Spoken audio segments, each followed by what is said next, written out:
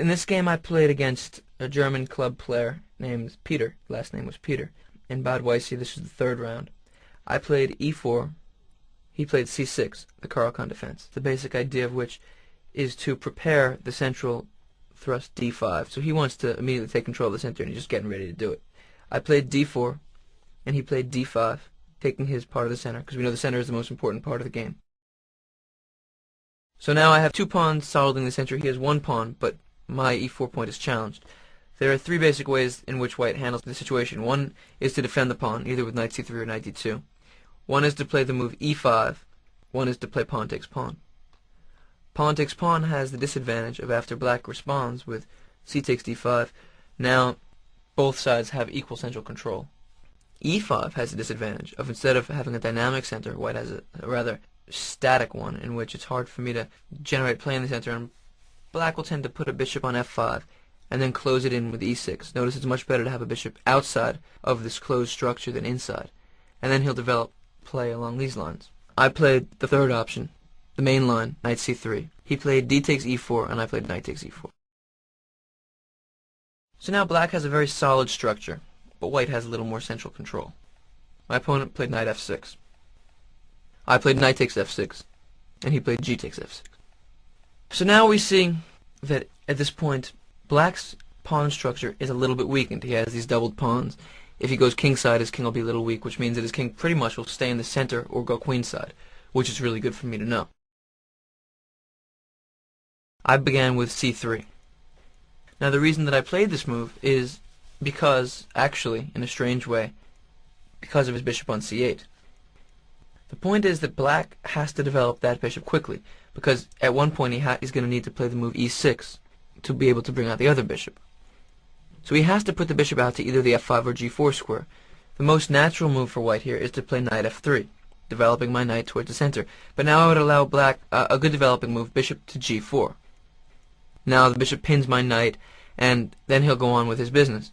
By playing c3 first, what I do is I make his bishop move out, because he needs to move the bishop out to the second best square. He plays bishop f5. And now I play knight f3. So we see that by playing a slightly different order of moves, I forced his bishop to go to the second best square as opposed to the best square. After knight f3, he played e6, and I played the move g3. So now my plan is to develop my bishop on g2 to fianchetto the bishop.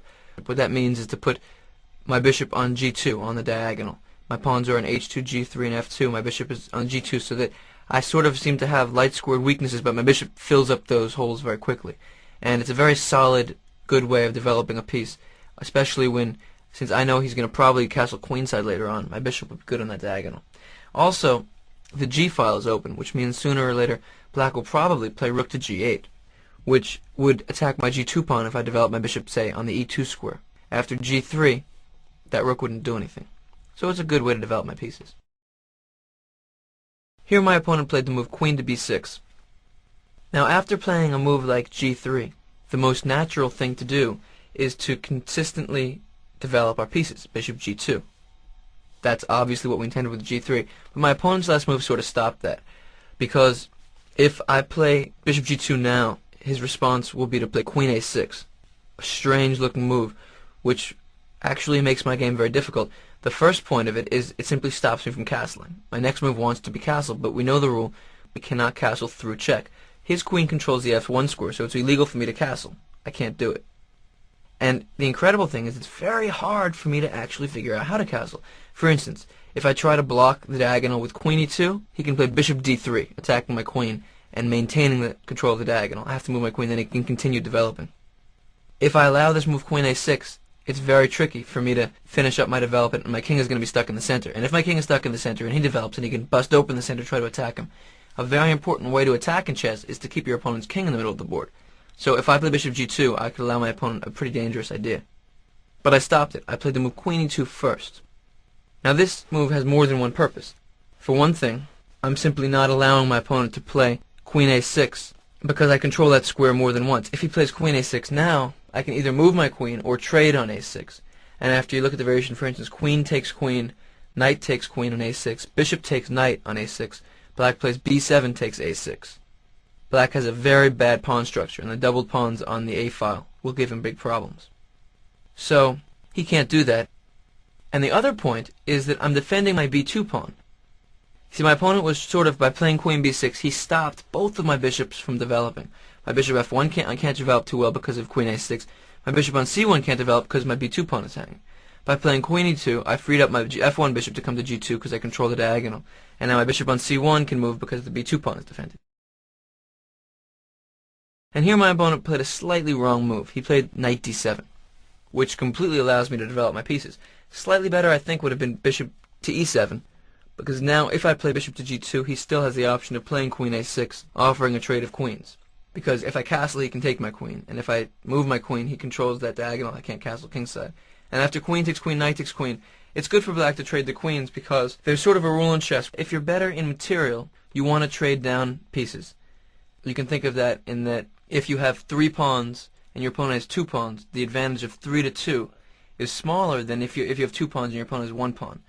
In mathematical terms, the ratio of 3 to 2 is smaller than the ratio of 2 to 1. If white has a better game positionally, if white has more space, for instance, it's good to trade down. So black, because he's in a slightly worse position in space, should trade down because that gives him he has less pieces to maneuver within the less space. So queen A6 would be a good trade for him. So I simply wouldn't play bishop G2 immediately. My opponent playing knight D7 though, I said no problem, I can play bishop G2 because now if he plays his move queen A6, I simply take it. And after B takes A6, his pawn structure is just terrible. So we see that by slightly changing the order of my moves, I made black's position a little more difficult. So I slightly improved my position first by playing knight H4, attacking his bishop on F5.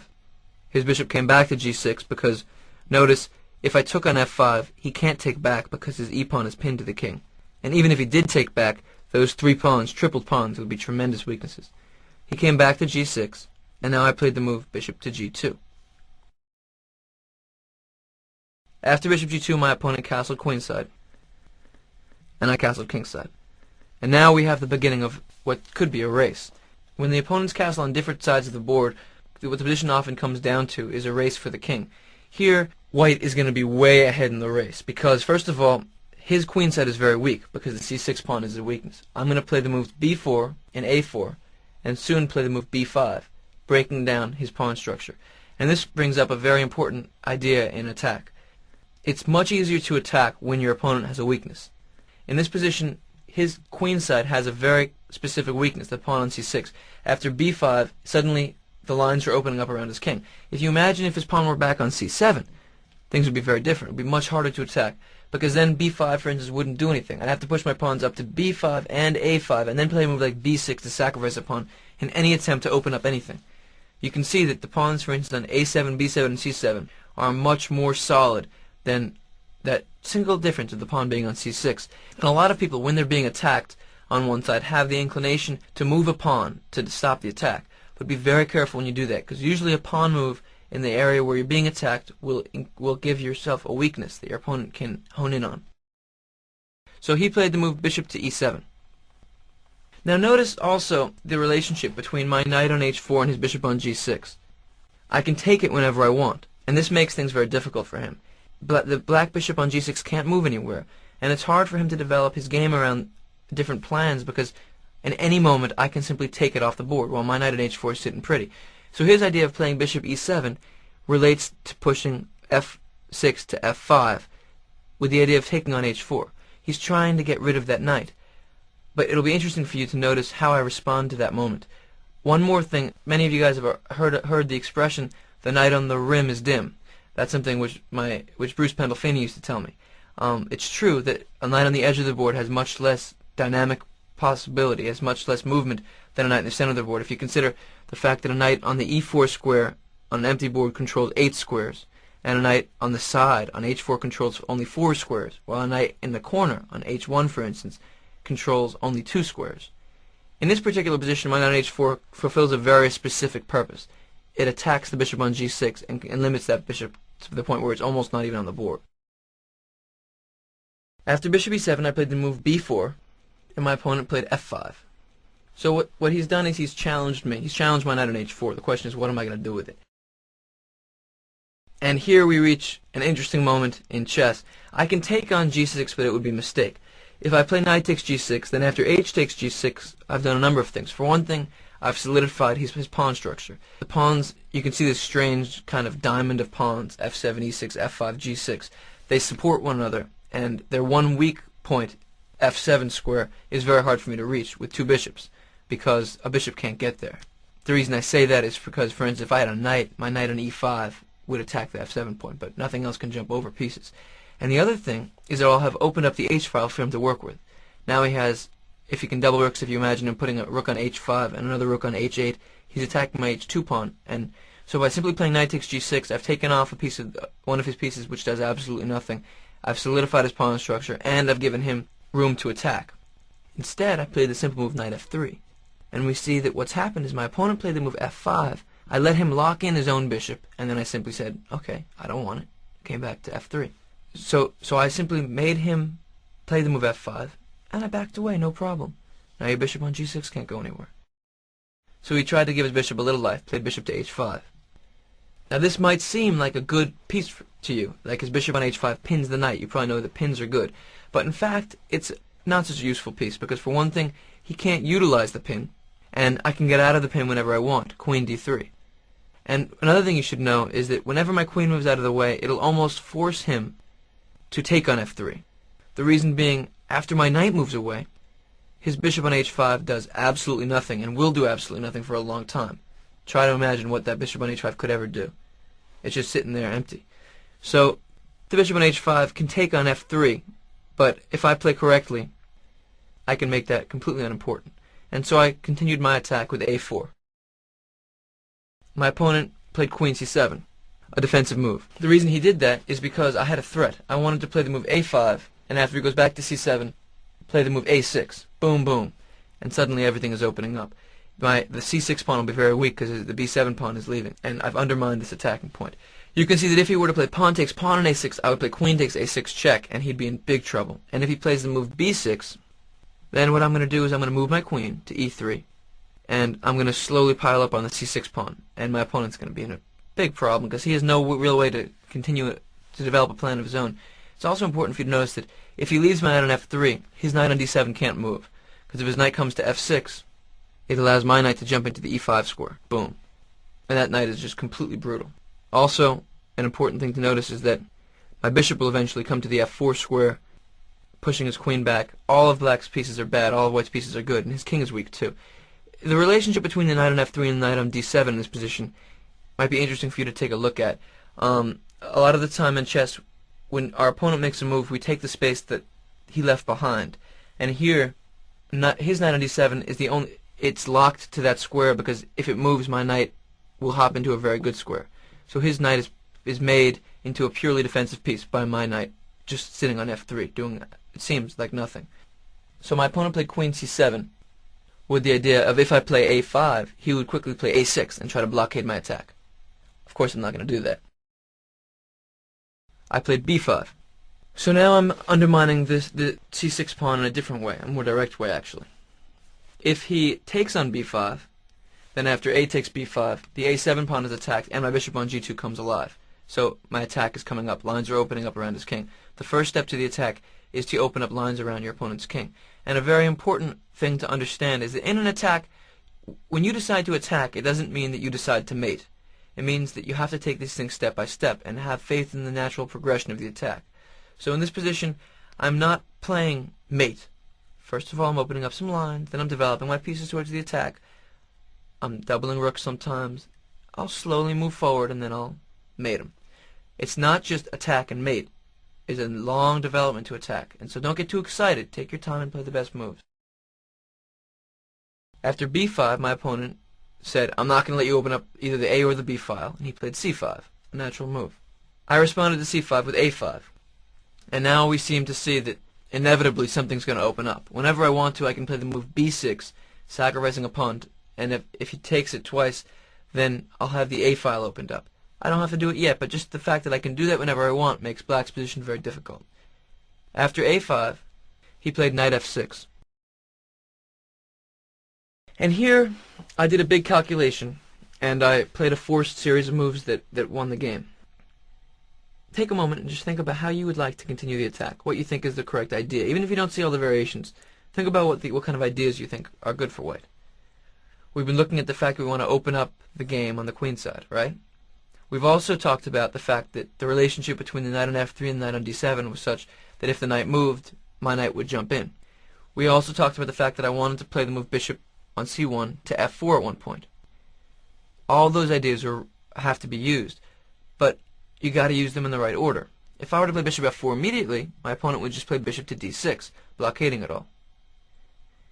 I can't play knight e5 immediately because I would simply lose my queen. I began with the pawn sacrifice b6. My opponent has to take. You can see quickly that if he moves his queen anywhere, the whole queen side can open up, and I might even use this very clever idea of playing a6, and everything is falling apart for black. You can see that the black pawns on b7 and a7, the white pawns on a6 and b6 spell the total explosion of the queen side and the black king. He played a takes b6. Now what do you think I did? It's very important to play the correct order of moves in an attack. The most natural move is a takes b6, and after queen takes b6 to play rook a8 check. But this doesn't do anything. My opponent would simply play king c7. I have another check, yes, bishop f4. No big deal. After bishop d6, there's no way for me to continue my attack, and in fact that rook on a8 that just ran down and checked him has to be traded off immediately, and things don't work out. So what we see is that if I just run forward in the attack and do it immediately, it doesn't work. I have to be a little bit patient. Remember all the different entities which I've described. My bishop on c1 coming into the game, my knight on f3 maybe coming into the game, the idea of opening up as many lines as I can and bring both rooks into the attack. I want to do it all the right way. So first I played b6, he took. Now I played the move bishop f4. And now, if he moves his queen, then after a takes b6, I've gotten a bonus move, my bishop on f4 coming into the game. And if he blocks like he did with bishop d6, then instead of having to worry about that tension between the two bishops, I throw in an in-between move, pawn takes pawn, a takes b6. My opponent's queen is attacked. He has to do something. He plays queen takes b6. And now again, one inclination may be to play rook a8 check fast, another inclination may be to play bishop takes bishop fast. But the point of the move order that I did is that by playing my bishop on c1 out, and first giving up the pawn, I allowed myself the option of playing rook f to b1, another in-between move. By playing the perfect order of moves, I got both my bishop on f4 out, my dark squared bishop out, and my both rooks are now knifing into his position. After rook f to b1, black is in big trouble. He played queen c6, which brings up an interesting tension in the position, which is that my knight on f3 is pinned by his bishop on h5, but if my knight on f3 moves, then I'm threatening his queen on c6 with my bishop on g2. So I have a very good potential weapon, but which is stopped immediately, because my knight can't move yet, but if I move my queen, it can move. So I have this complexity that I can play around with. I play bishop takes d6, and here my opponent has two options, rook takes or queen takes. Which one seems better to you? I'm sure you've decided on queen takes d6, because if he plays rook takes d6, then after rook a8 check, king c7, rook takes h8 wins a rook. So I'd be just winning here. Because of that, after bishop takes d6, he had to play queen takes d6. Now take a moment and decide how you would attack. I played queen b5, attacking his b7 pawn. The only way for him to defend is queen c6, because if he defends the pawn with queen c7, then rook a8 check will give him big problems, because he can't run away because I control that square, and if queen b8, I just take it. He played queen c6. He played queen c6. I played rook a8 check, and after king c7, queen a5 check. He's in big trouble. If he plays king d7, finally we see what I was talking about the whole time. My queen is no longer on the e2 square, so my knight is freed up, and it can jump into the game with knight e5 check, winning the queen on c6. If instead he played king to d6 after queen a5 check, I could take on d8, rook takes d8, and after he takes back, queen takes d8, I've won a rook, and his king is still being chased. So after queen a5 check, his only move is b6. What did I see here? It seems like for a moment black is defending everything. My queen is attacked, my rook is attacked, his king looks safe. But notice that his b6 pawn is defended twice and attacked twice. Here I used a theme of removing the defender to push his king away from the defense of the b6 pawn, rook a7 check. And my opponent resigned. No matter where the king goes, any of the three possibilities, c8, b8, or d6, my next move will be rook takes b6, and then I'm either going to win his queen or mate him very quickly. So we gave up the game. So when thinking about this game, I want you to remember a number of themes which I used in it. For one thing, notice the tension that I had early on in the game between my knight and his bishop, and that the only way for him to develop his play was to force my knight off of the h4 square, which made his bishop bad. So what this relates to in chess is the idea of potential as opposed to the immediate. I could potentially take it. I never took the bishop, but I forced him to weaken his position by the potential to take the bishop at any moment. And also I used a big idea which I used was watching what my opponent's idea was. In the very beginning, he stopped me from castling, and I didn't allow him to do that. And so by stopping my opponent's ideas, I put a real cramp in his style, in his development. Now another theme which was very important in this game was the idea of a weakness in the king's position. My kingside was very solid, and his queenside pawn structure with the pawn on c6 allowed me to undermine it with the b4 to b5 thrust. Again, maybe you should look it over yourself and notice that if you try to create a pawn storm against a king's position in which there are no pawn weaknesses, it's very, very hard. But if there's a little edge sticking out, something to grab onto, you can often open lines and begin a big destructive attack.